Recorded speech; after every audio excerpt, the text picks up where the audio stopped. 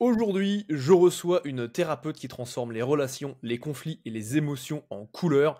Elle met de la couleur sur les mots pour les apaiser. Elle a découvert la puissance des couleurs durant ses voyages à travers le monde. Et après des études graphiques à Saint-Luc, Bruxelles et à l'Académie des Beaux-Arts de Namur, ce don pour les couleurs est devenu une véritable passion.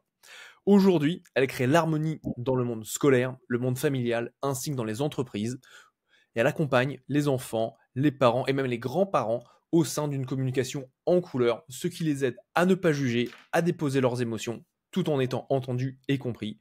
J'ai le plaisir d'accueillir Muriel Destex. Salut Muriel. Bonjour Gaël, merci de me recevoir. Merci beaucoup.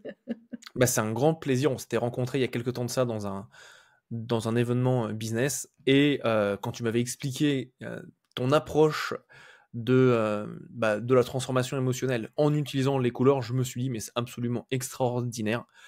Comment est-ce que tu fais le lien entre couleur et émotion? Euh, oh, tout simplement. Euh, Avec les enfants, c'est quelque chose de très facile. Lorsque quand je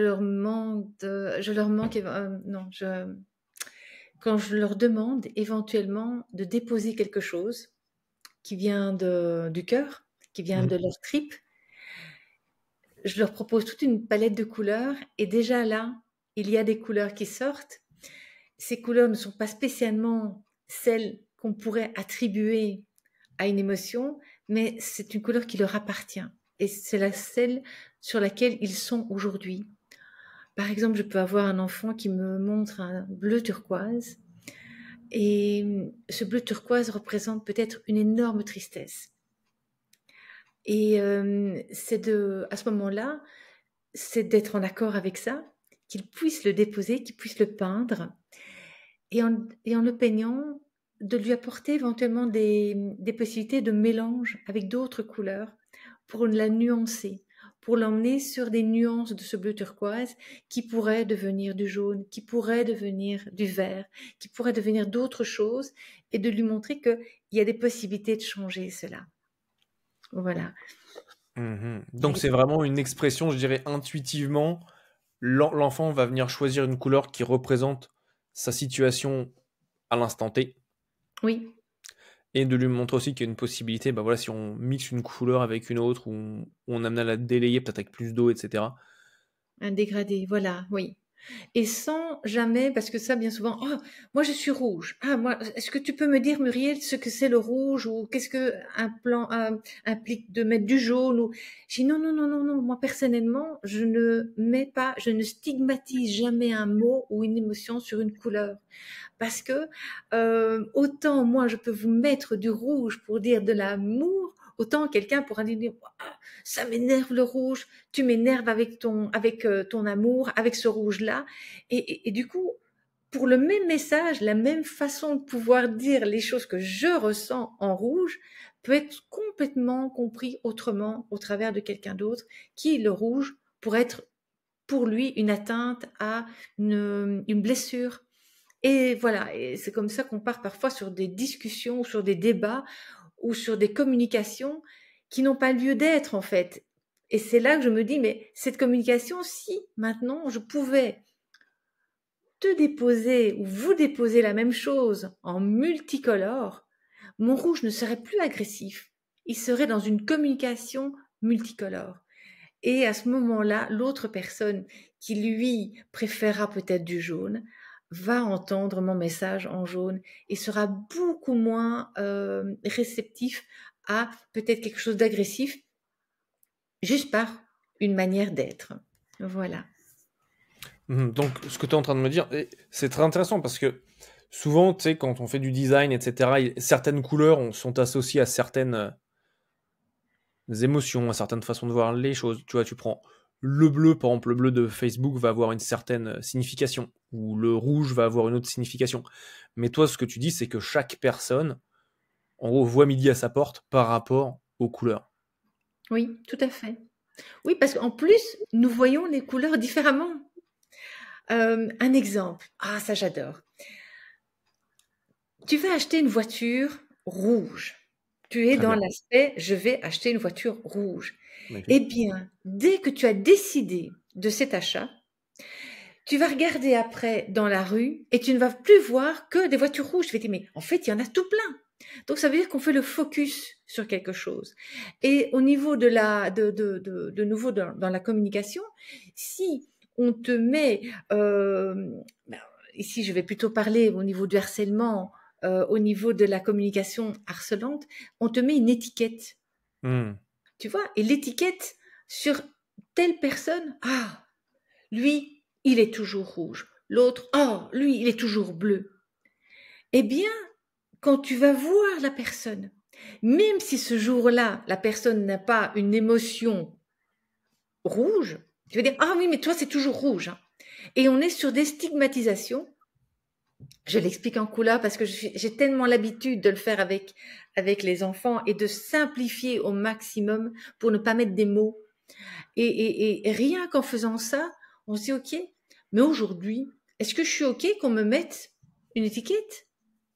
Est-ce que je suis OK avec ça ou est-ce que je peux en décoller une pour être autrement? Et là, on part sur des prises de conscience. Et la conscience, pour moi, est la base de toute transformation Hmm. dans ce que nous mettons en place ou pas. C'est cette conscience. Et à partir de 2, 3, 4 ans, il n'y a aucun problème. Les enfants comprennent très bien cela. Et voilà, c'est ma porte d'entrée avec eux et avec les familles. Voilà. Et comment est-ce que tu en es arrivé à faire ça en fait? Parce que j'ai déjà entendu beaucoup de façons de faire de la thérapie, mais c'était la première fois que je voyais quelqu'un qui parle des couleurs en particulier et et qui a une passion pour les couleurs aussi forte que toi. Comment est-ce que toi t'es arrivé à faire ça? Je pense que, je pense que c'est une blessure pour moi d'enfant où on m'a toujours dit, toi, tu ne comprends rien, tu es trop petite, pas droit à la parole. Ça n'allait pas au niveau communication avec le monde des adultes. J'avais vraiment très difficile, en tout cas dans ma famille. Et je me suis dit, quand j'ai vraiment découvert cette solution de ne plus parler en mots, mais de parler en couleurs,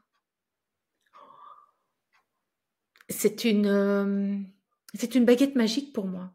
Et c'est vraiment quelque chose qui a un sens, qui a du sens, et que je voudrais porter, mais le plus loin possible, parce que tout le monde a la possibilité de prendre même un bic 4 couleurs, de trouver une solution. Comment est-ce que je peux m'adresser à l'autre en étant moi-même et en respectant l'autre? Et c'est par la couleur. Même ici, avec les gens qui viennent de conflits, je prends des couples ukrainiens qui arrivent avec des enfants qui ne parlent pas français. Ce sont les, les ateliers les plus incroyables que j'ai vécus parce que je ne peux pas converser avec eux, mais qu'est-ce qu'on peut peindre ensemble et qu'est-ce qu'on peut exprimer par les types de coups de pinceau, par les choix de couleurs, par l'eau qui vient éventuellement dans l'aquarelle, si ce sont des encres, si ce sont... Et j'ai des personnes qui arrivent avec une tête vraiment très difficile et qui repartent avec le sourire. Qu'est-ce qui s'est passé? Eux le savent. Ils sont détendeurs, eux, de cette conscience de ça m'a fait du bien. Et bien souvent, c'est les couples qui viennent pour leur enfant. Je vous dépose l'enfant. Mais je dis non, non, non, non, faisons-le ensemble. Et surtout, refaites-le chez vous. N'hésitez pas à prendre un moment et de le dessiner. Je suis désolée d'en parler comme ça parce que ça me prend toujours dans... Cette émotion est tellement là chaque fois, mais chaque fois qu'on fait des ateliers, que ce soit pour des problématiques de conflit, de deuil, de difficultés de vie.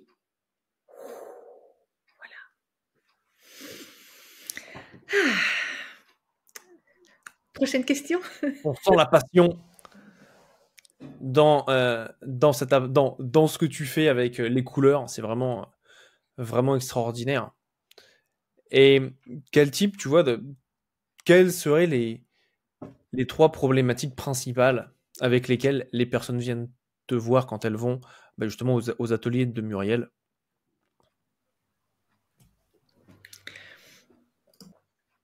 Pour les enfants,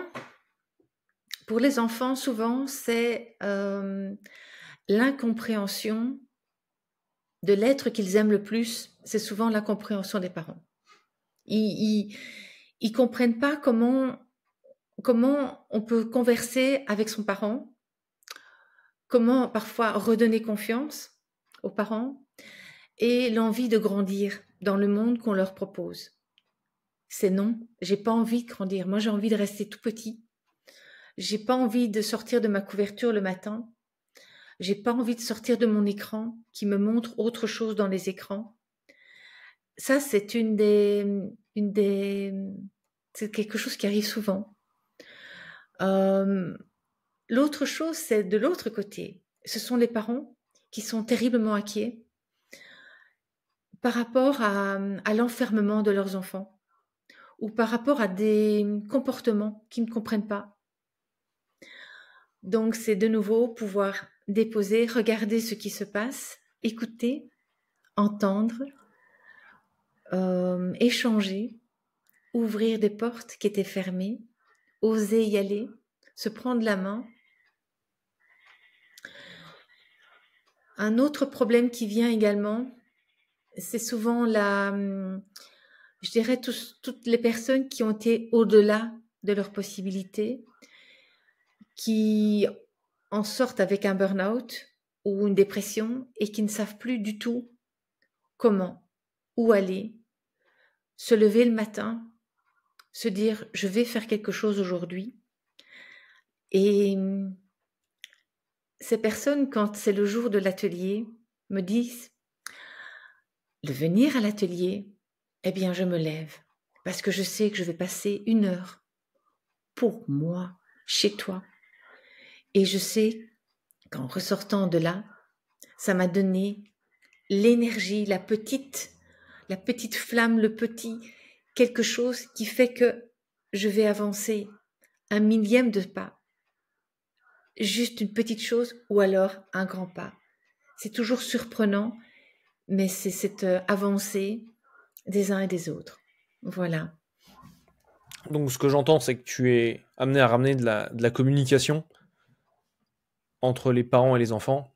Et moi, c'est quelque chose que je vois qui était vraiment très clair, notamment quand j'étais à Bali, où tu vois, quand tu vas dans des cafés, les personnes, elles sont ensemble autour de la table, chacune sur leur téléphone, où on voit des enfants qui ont peut-être 2 ans, 3 ans, qui sont derrière la tablette, derrière le téléphone. Alors oui, ça calme énormément, enfin, ça permet aux parents d'acheter, entre guillemets, la paix.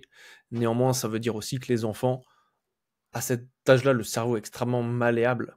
En fait, on est déjà en train d'installer déjà certains comportements chez l'enfant pour avoir la paix au quotidien. Et ce que j'entends avec ce que tu fais, c'est que toi, tu viens défaire, je dirais, ces comportements de isolation derrière l'écran à travers tes ateliers. Les écrans, ils sont dans notre vie. Ils sont Dans là, la vie, ouais. ils sont dans notre vie. Pendant le Covid, j'ai, via les écrans, donc via le Zoom, je suis rentrée dans des familles où des parents m'ont demandé de refaire 1 heure d'activité parent-enfant.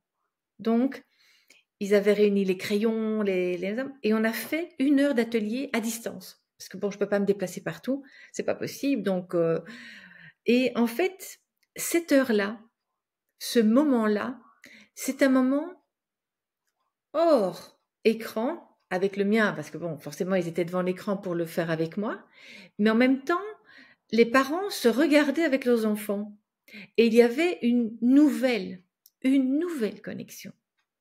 Parce que quel est le parent qui prend encore l'occasion de prendre des crayons de couleur, de s'installer en face de son enfant et de se dire là, je mets mon horloge pendant 1 heure, on se coupe de tout et on pense à nous deux.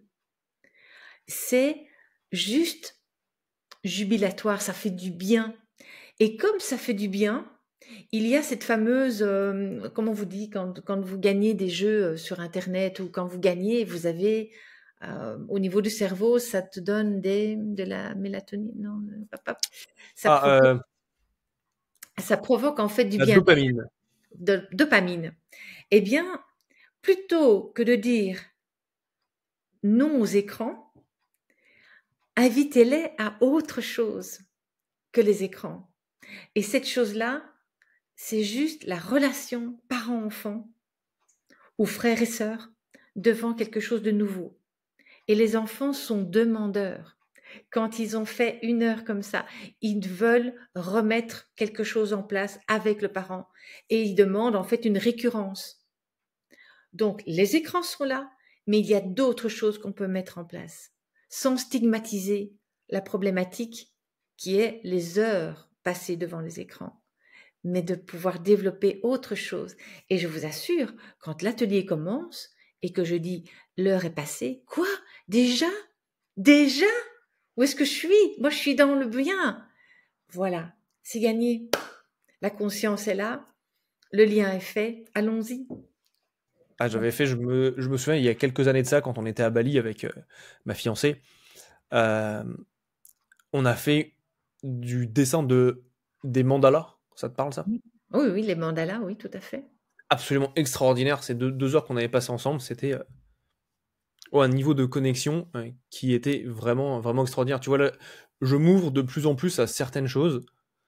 Euh, Tu vois, là, je sors d'un week-end euh, de d'immersion sur. Alors en anglais, c'est being et business, c'est tout l'aspect être dans le business. Et ce que j'ai remarqué, c'est que on a fait des exercices liés à la danse. La personne qui était en charge est un ancien danseur professionnel, et en fait, il nous faisait des exercices où on est dans notre corps. Et moi, j'ai pas l'habitude de ça. Et j'ai trouvé ça, mais d'une puissance vraiment extraordinaire.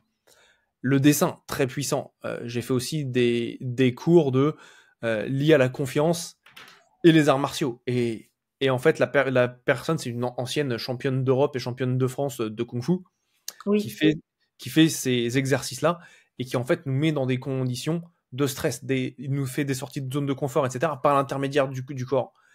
Et je trouve ça d'une puissance, mais tellement, tellement forte. Et les résultats sont vraiment ancrés parce que je suis là, oui, mais ça, je l'ai fait, maintenant, je le comprends. Et enfin, c'est oui. pas que je le comprends, c'est que je l'incarne. Et pour en revenir un petit peu aux écrans, il y a une personne que je suis aux États-Unis qui s'appelle Gary Vee, que je trouve vraiment extraordinaire. Et il dit une chose, c'est en fait, ce n'est pas d'interdire aux enfants d'être sur les écrans, parce qu'en fait, eux, s'ils sont sur les écrans, ce qui est dit sans le dire, c'est qu'en fait, ce que vous faites avec eux, ça ne les intéresse pas. C'est qu'en gros, ils se font chier quand ils sont avec vous. C'est que c'est pas suffisamment intéressant. Parce qu'eux trouvent un intérêt plus fort en étant sur les écrans. Qu'est-ce que tu penses de ça, toi? Euh, L'aspect intérêt, je le mettrais plus sur là, je suis reconnue. Là, je gagne, donc on m'offre des cadeaux. On m'offre à aller plus loin, à aller plus haut. Parce que bon, c'est clairement ça au niveau des jeux, c'est toujours passer une étape. Et, et voilà, ils ont cette reconnaissance de l'appareil. C'est l'appareil qui reconnaît. C'est le jeu. C'est euh, maintenant retrouver, retrouver entre lui et lui-même, parce que c'est ça aussi, de prendre conscience de, voilà, l'appareil te donne ceci, qu'est-ce que tu peux trouver autour de toi qui t'apporte du plaisir? Qu'est-ce qui t'apporte du plaisir? Eh bien, souvent, les enfants me demandent si je pouvais passer 10 minutes avec papa, si je pouvais passer ce temps avec maman. Mais pas un temps de repassage, de manger, de vite, vite, vite. Non. Qu'est-ce que je peux faire pour pouvoir avoir ma maman ou mon papa un moment avec moi? Et c'est pas toujours des moments, des journées complètes, c'est un moment de qualité. Donc c'est un moment où le GSM ne sonne pas, où il y a peut-être pas de musique, il y a autre chose, et il y a surtout le parent avec l'enfant. Voilà, sans stigmatiser non plus ça, parce que tous les parents n'ont pas l'occasion d'être là en permanence et tout, mais quand et comment prendre écoute de ses enfants et vraiment oser aller poser la question. Et on est parfois très surpris de ce que l'enfant va vous expliquer ou va oser vous dire ou pas oser. Mais là, c'est une question de vraiment d'écouter avec le cœur plus qu'avec la tête. Écoutez, ça c'est extraordinaire. La mission que j'ai, c'est de connecter l'humanité en révélant son potentiel. Et je vois que ce que tu fais, c'était en plein dans ça. Et également, tu connectes ces humanités, dans ton cas, entre les parents et les enfants, et tu viens révéler un potentiel qui est là et qui est présent. C'est Oui, cet amour qui est là, mais ce que j'ai l'impression, ce que je ressens quand tu partages, c'est qu'en fait, tu, tu mets en place un médium qui leur permet oui. de vivre de l'amour, Oui, de vivre de la connexion, de vivre de la découverte aussi de l'autre. de la découverte. Parce que ici, c'était une belle histoire aussi, j'avais fait une table avec 5 parents et chacun avec leur enfant. Donc c'était une longue table et des parents de toutes, voilà, c'était un atelier de tout azimut. Donc on avait vraiment, les personnes ne se connaissaient pas, les enfants ne se connaissaient pas. Et j'ai fait cet atelier, mais pas uniquement avec la couleur. C'était d'abord des jeux entre nous, des jeux de la voix, enfin différentes choses. Et puis on s'est retrouvés ils se sont retrouvés face à face avec l'enfant. Et j'avais trouvé un médium qui était les cartes. Donc ils avaient chacun 5 cartes. Et ces cartes, c'était de pouvoir d'un côté adresser un message à l'autre. Alors, c'était des messages qui pouvaient être découpés dans un magazine, ça pouvait être des mots coupés, ça pouvait être des mots écrits, ou bien tout simplement juste le dessin, ou juste une couleur, parce que ça dépendait des âges des enfants. Tous les enfants ne savent pas écrire, tous les enfants ne savaient pas lire, mais qu'est-ce qu'ils peuvent le déposer autrement? Donc, ils découpaient et ils ont fait des images de choses assez incroyables. Et dans ces rencontres-là, il y a un petit garçon qui a commencé à prendre un magazine avec toutes comment est-ce qu'on appelle ça, des listes pour faire la cuisine, donc les recettes, voilà. Et il commence à couper une carte, une recette, une autre carte, une deuxième recette. Et au moment d'échanger, sa maman reçoit 5 recettes différentes. Et elle dit, mais qu'est-ce que je peux comprendre de ça? Et Et en fait, ils ne pouvaient pas encore parler entre eux. En recevant les recettes ou en recevant les cartes de l'autre enfant, ils devaient la retourner et aller mettre leur ressenti par rapport à ce qui avait été mis sur la carte de l'enfant et l'enfant pour l'adulte aussi. Je ne sais pas si je suis très claire dans mon atelier. Et donc, Très clair. après, elle reçoit tout ça, elle écrit à son fils, et puis on a un moment de parole. Et le petit garçon dit à sa maman, écoute maman, moi il y a une chose que je voudrais faire avec toi, c'est de cuisiner. Parce que ça sent tout le temps bon et j'ai envie d'avoir cette odeur tout le temps. Et quand tu cuisines, j'ai envie de partager ça avec toi. La maman est tombée de haut en disant, c'est ça qui te ferait plaisir? Je pensais que c'était aller là-bas ou faire du tennis ou... Non, c'est de cuisiner avec toi et de prendre ce moment-là avec toi. Et ce petit garçon, il avait 7 ans. Comme quoi, laisser la possibilité à l'autre de déposer ce qu'il en est, de ce qui se passe là, eh bien, c'est de l'entendre à ce moment-là. Eh bien, ils ont cuisiné, ils ont fait des choses, elle me l'a dit, c'était juste magnifique. Elle s'attendait pas du tout à ça, ce jour-là pour l'atelier. Et c'est ça, tout le temps à l'atelier. C'est qu'on arrive, on sait qu'on n'est pas bien, mais qu'est-ce qu'on part heureux après? Parce qu'en fait, les choses se sont déposées. Ouais, C'est magique. c'est génial ce que tu dis en termes de déposer. En fait, c'est vraiment d'être présent à la communication de l'autre, à ce Oui, qu'il te partage. Et souvent, nous, on pense que ce qui va faire plaisir, ça va être ce que tu dis, le tennis, le ci, le là. Et, euh, et souvent, moi, c'est ce que je vois. Alors, j'ai pas d'enfants, mais souvent, on pense à la place des enfants. C'est ce que je vois autour de moi. Et c'est rare qu'on leur demande ce que eux ils veulent, tu vois. Et comme si on devait tout contrôler pour eux, tu vois. oui et non. Bien souvent, on a peur en fait de demander parce qu'on croit que les enfants vont nous sortir des choses irréalisables pour nous adultes et nous mettre parfois devant une difficulté de répondre à cette attente-là. Mais rien n'empêche d'énumérer, de faire écrire l'enfant ou de numérer toutes sortes de choses et de se dire, OK, waouh, plein d'idées. Mais il y a des enfants qui, quand on leur demande, ils n'ont même plus d'idées parce qu'ils ont déjà tout. Ils ont déjà tout reçu et ils sont là. Rêver, mais rêver à quoi? Ça, c'est quelque chose aussi qui était important. Quand je suis avec les stages pour les enfants, c'est on va rêver. Mais j'ai tout. De quoi est-ce que tu veux que je rêve? Et quand j'ai pas, j'ai mon GSM. OK. Et donc, c'est vraiment de revenir vers le rêve fondamental. Et bien souvent, un rêve peut être tellement différent d'un rêve qu'on pourrait acheter. C'est plus un rêve de vivre des choses, de vivre autre chose, ou de sortir de ce qui est pour aller vers autre chose. Et ça, l'enfant, s'il en rêve, il risque de blesser le parent en disant, bah, écoute, t'es bien gentil, mais moi, c'est ça que je veux. Donc, ils vont pas le dire. Ça aussi, communication. Et c'est tout cet questionnement aujourd'hui. Qui je suis?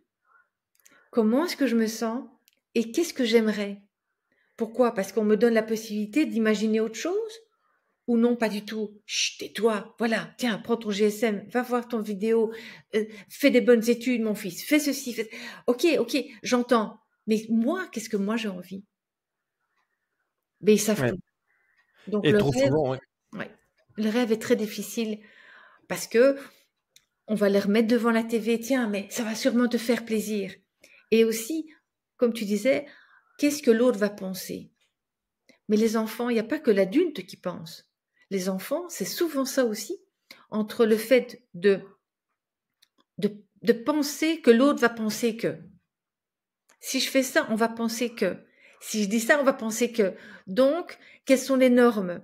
Qu'est-ce qui se passe dans le groupe? Qu'est-ce qui se passe dans ma famille? Qu'est-ce que je peux penser ou je ne peux pas penser? Qu'est-ce que je peux dire? Qu'est-ce que je ne peux pas dire?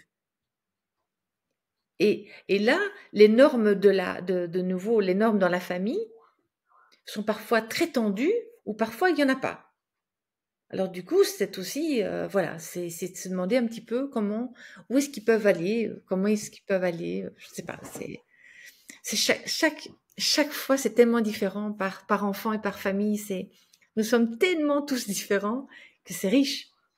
Ouais, c'est clair, c'est magnifique d'avoir ça, Oui. d'avoir toutes ces différences. Et Muriel, le titre de ce podcast, c'est Le différenciateur inné. Alors, je te pose la question, quel est ton différenciateur inné?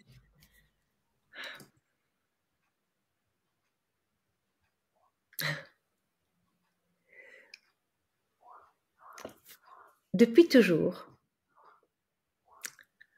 on m'a considérée comme une extraterrestre.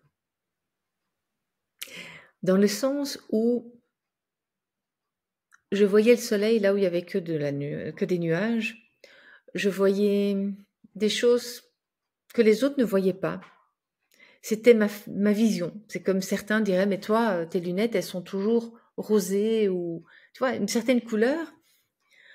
Et, et par ce biais-là, je suis contente d'une chose, c'est qu'en étant différente, ça m'a ouvert des portes vers la différence de toute personne, parce que nous sommes tous différents. Et ça, c'est clair. Rien que déjà par le choix et par le choix des couleurs, par les nuances qu'on y met, on est tous différents, si je peux me permettre. Oui. Donc cette différence, ancrer cette différence. Oui.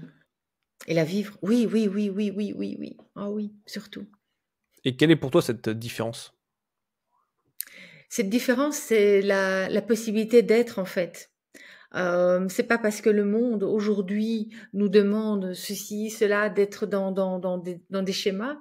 C'est surtout pouvoir réaliser qu'il y a ce schéma, mais il y a aussi des choses que je peux créer dans ce schéma pour l'aménager pour moi et pour l'autre, si l'autre en a besoin, et pour l'autre, et pour l'autre, et pour l'autre, et d'ouvrir les normes et d'ouvrir cette société par la création. Magnifique. Voilà. Magnifique, magnifique. Donc ouvrir les normes et s'autoriser sa différence. Oui. Superbe. Voilà. Excellent. Et là, les enfants, ils me rejoignent tout de suite. Hein. Oui, oui, oui, oui, oui.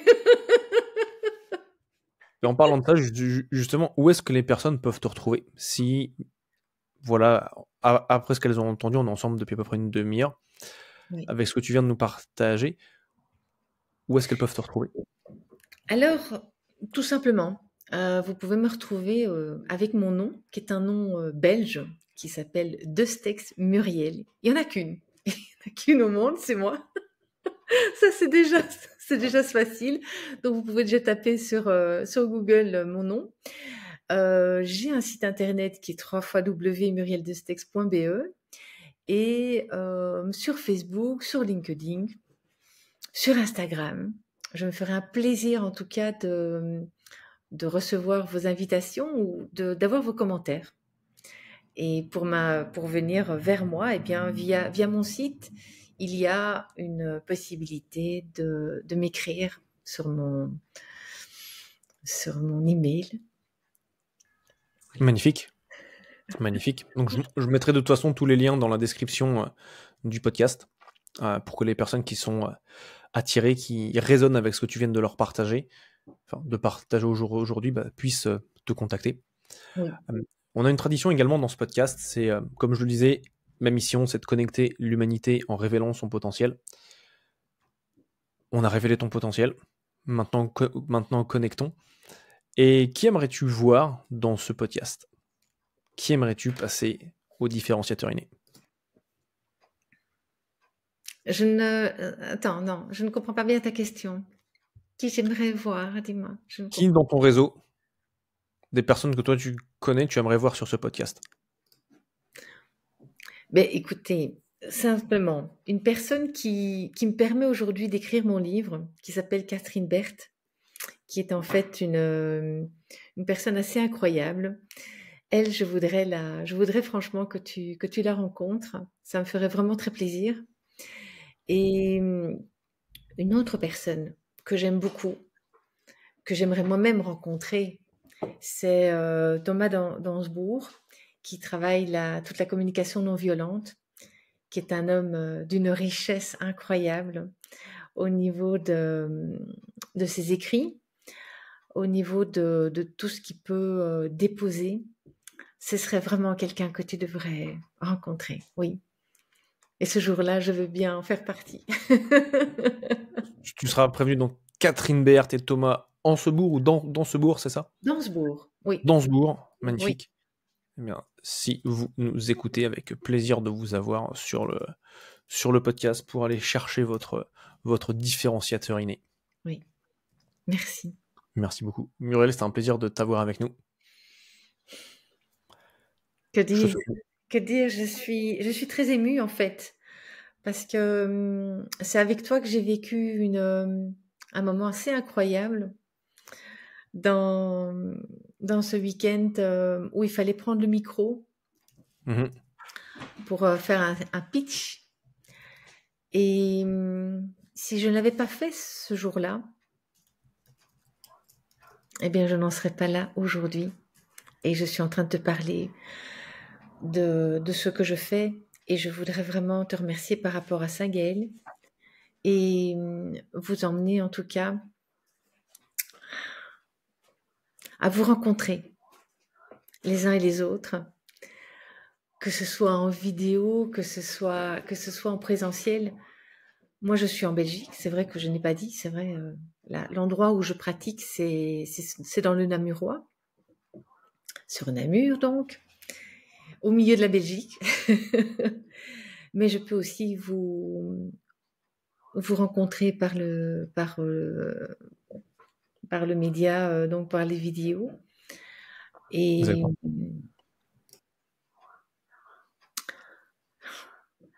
et essayer de vous aider, qui que vous soyez, avec vos enfants. Ou avec, si vous n'avez pas d'enfants, avec votre enfant intérieur ou avec aussi vos parents. Les grands-parents qui peuvent être en EHPAD ou en maison de repos. Et parfois, juste de revoir un petit peu voilà, d'où on vient et nos parents, nos grands-parents, voir un petit peu tout ça également. Il y a matière. Merci beaucoup, Muriel. Merci. Je Merci te à dis à toi. très bientôt. À très Avec plaisir. bientôt. Prends soin de toi. Bye bye. Merci. Au revoir.